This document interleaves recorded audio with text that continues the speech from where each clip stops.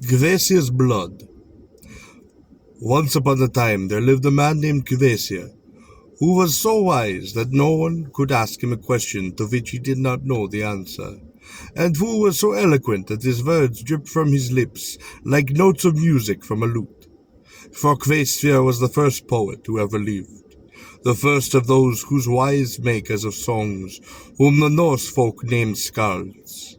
This Kvasir received his precious gifts wonderfully, for he was made by the gods of the Vanya, whose two mighty races, to celebrate the peace which was evermore to be between them.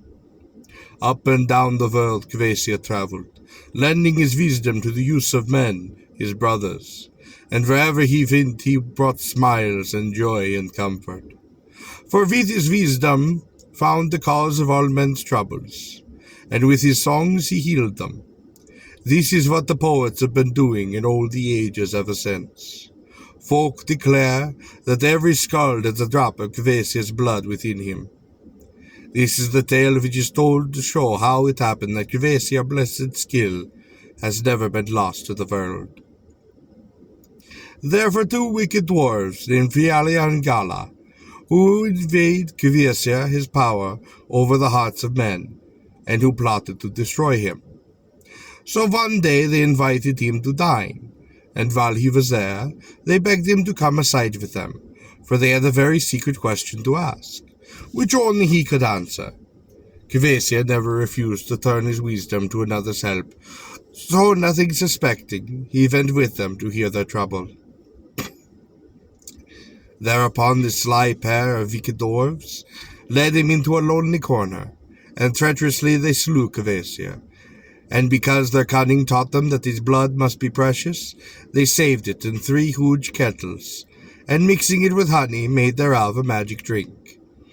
Truly a magic drink it was, for whoever tasted of Kvasir's blood was straightway filled with Kvasir's spirit, so that his heart taught wisdom, and his lips uttered the sweetest of poesy. Thus the wicked dwarves became possessed of a wonderful treasure. When the gods missed the silver voice of Kvasir echoing up from the world below, they were alarmed, for Kvasir was very dear to them. They inquired what had become of him, and finally the wily dwarves answered that the good poet had been drowned within his own wisdom. But Father Odin, who had asked and tasted another wise draught from Mimir's well, knew that this was not the truth, and he kept his watchful eye upon the dark doings of Fëlar and Galar. Not long after this, the dwarves committed another wicked deed. They invited the giant Gilling to row out to sea with them, and they were a long distance from shore. The wicked fellows upset the boat, and did drown the giant, who could not swim. They rowed back to land and told the giant's wife of the accident that happened. And then there were giant shrieks and howls enough to deafen the world, for the poor giantess was outbroken, and her grief was a giant grief. Her sobs annoyed the cruel-hearted dwarves, so Fëlar, pretending to sympathize, offered to take her where she could look upon the spot where her dear husband had last been seen. As she passed through the gateway, the other dwarf, to whom his brother had made a sign, let a huge millstone fall upon her head. And that was the ending of her, poor thing, and of her sorrow, which had so disturbed the little people, crooked in heart as in body. But punishment was in store for them, for Suttung, the hard son of Gilling, learned the story of his parents' death, and presently, in dreadful rage, he came roaring to the home of the dwarves. He seized one of them in each of his big fists, and wading far out to sea, set the wretched little fellows on a rock, to which at high tide would be covered with water. "Stay there," he cried, "and drown as my father drowned." The dwarves screamed their wrath for mercy so loudly that they had to listen before he went away. "Only let us off, Suttung," they begged, "and you shall have the precious mead made from Kvasir's blood." Now Suttung was very anxious to own this same mead, so at last he agreed to the bargain. He carried them back to land, and they gave him the kettles in which they had mixed the magical fluid. Suttung took them away to his cave in the mountains, and gave them in charge of his fair daughter Gunlid. All day and all night she watched by the precious kettles, to see that no one came to steal or taste of the mead, for Suttung thought it was his greatest treasure, and far no wonder. Father Odin had seen all these deeds from his seat above the heavens, and his eye had followed longingly the passage of the wondrous mead, for Odin longed to have a draught of it. For Odin had wisdom. He had drained that draught from the bottom of Mimir's mystic fountain, but he lacked the skill of speech which comes of drinking Kvasir's blood. He wanted the mead for himself and for his children in Asgard, and it seemed a shame that this precious treasure should be wasted upon the wicked giants who were their enemies. So he resolved to try if it might not be won in some sly way. One day he put on his favorite disguise as a wandering old man, and set out for Jotunland, where Suttung dwelt. By and by he came to a field where 9 workmen were cutting hay. Now these were the servants of Bogi, the brother of Suttung, and these Odin knew. He walked up to the men and watched them work for a little while. "Oh," he exclaimed at last, "your scythes are dull. Shall I whet them for you?" The men were glad enough to accept his offer, and so Odin took a whetstone from his pocket and sharpened the scythes most wonderfully. Then the men wanted to buy the stone, and each man would have it for his own, and they fell to quarreling over it. To make matters more exciting, Odin tossed the whetstone into the mist, saying, "Let him have it who catches it." Then indeed there was trouble. The men fought with one another for the stone, slashing right and left with their sharp scythes, until every one was killed. Odin hasted away and went up to the house where Bogi lived. Presently home came Bogi, complaining loudly and bitterly because his quarrelsome servants had killed one another, so there was not a one left to do his work.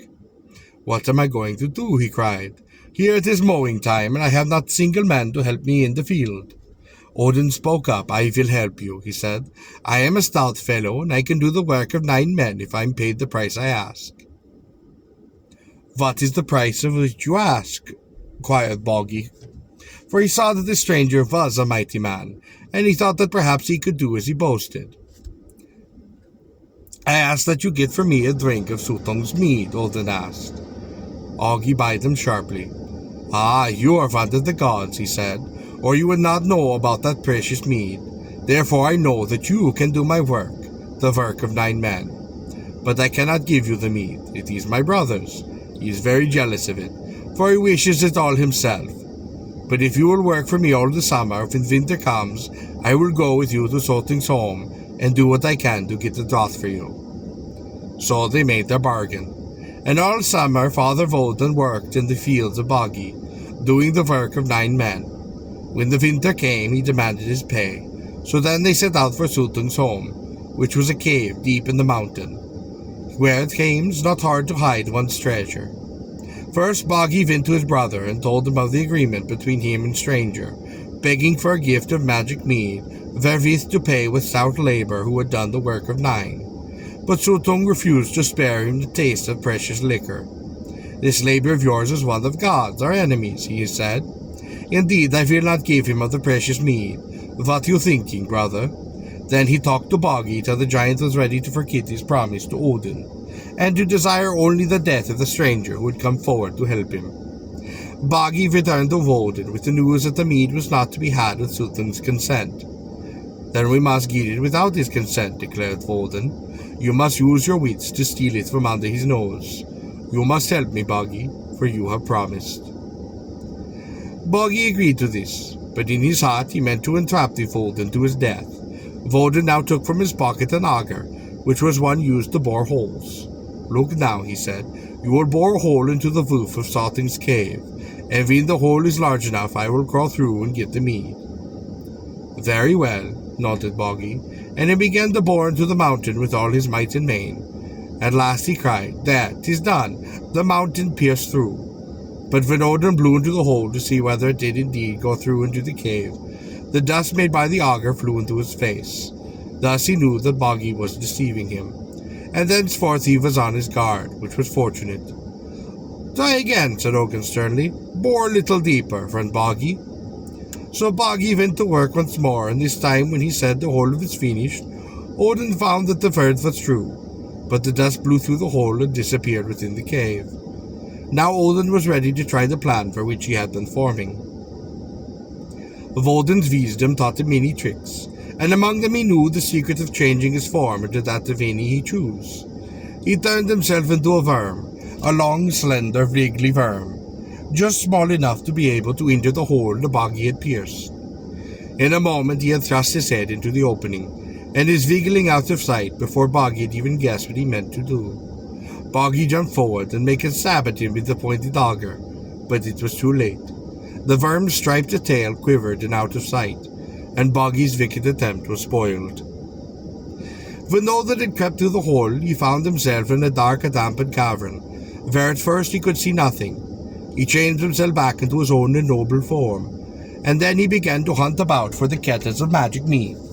Presently he came to a little chamber, carefully hidden in a secret corner of a secret grotto, a chamber locked and barred and bolted upon the inside, so that no one could enter the door.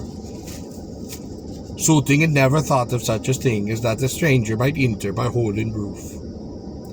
At the back of this tiny room stood 3 kettles upon the floor, and beside them, with her head resting upon her elbow, sat a beautiful maiden sound asleep. It was Gunlud, Soothing's daughter, guardian of the mead. Odin stepped up to her very softly, and bending over, kissed her gently upon her forehead. Gunlud woke her with a start, and when at first she was horrified to find a stranger in the cave, where it seemed impossible that the stranger could enter. But when she saw the beauty of Odin's face and the kind look of his eye, she was no longer afraid, but glad that he had come. For Gunlud had often grown lonesome in the gloomy cellar home, where Soothing kept her prisoner day and night to watch over the kettles.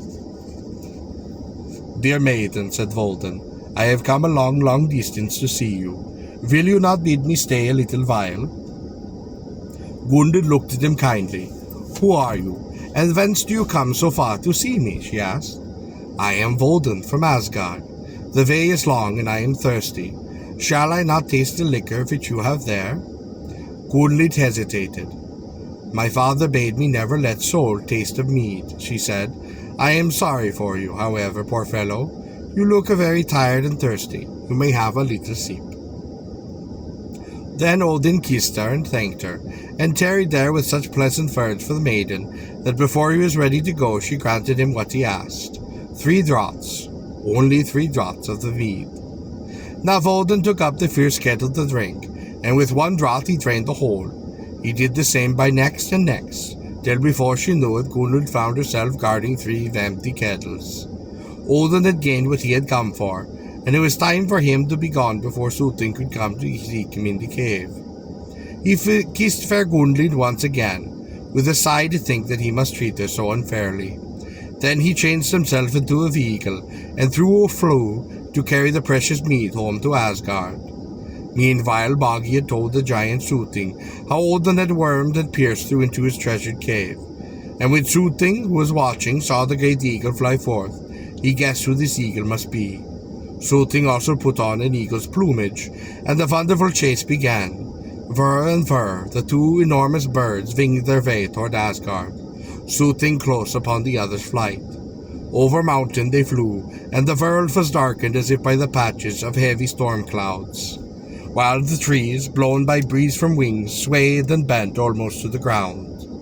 It was a close race, but Woden was the swifter of the 2, and at last he had the mead safe in Asgard, for the gods were waiting with huge dishes to receive it from his mouth.